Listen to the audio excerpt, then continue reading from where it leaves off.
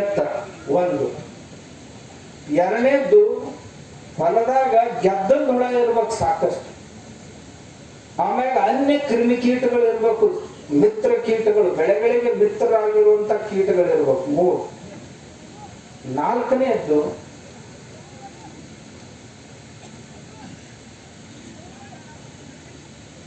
ಅವನಿಗೆ ಬೇಕಾದಂತ ನೀರು ಇರ್ಬೇಕು.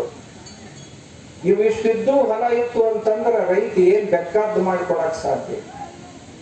ಅವನ ಹತ್ರ ಈಗ ನೀರು ತೀರಿಸ್ಕೊಂತ ಬಂದ, ಭೂಮ್ಯಾಗ ನೀರೇ ಇಲ್ಲ. ಮೊದಲ ಹಳದಾಗ ಬ್ಯಾಸಿಗಾಗ ಹಿಂಗ ಒಂದಾರ ವರ್ತಿ ತೆಗೆದ್ರೆ ಒಂದು ಫೂಟ್ನ್ಯಾಗ ನೀರು ಸಿಕ್ತಿದ್ದು ಬ್ಯಾಸಿಗಾಗ. ಈಗ 1200 1300 ಫೂಟ್ ತೆಗೆದ್ರೆ ನೀರು ಸಿಗೋದು ಕಷ್ಟ ಆಗೈತಿ. ಇದ್ದ ನೀರು ಏನು ಬರ್ತೈತಲ್ಲ ಅದ್ರೊಳಗೆ ಬರೀ ಎಲ್ಲ ಆರ್ಸೆನಿಕ್, ಎಲ್ಲ ರಸಾಯನಗಳಿಂದ ತುಂಬೈತಿ.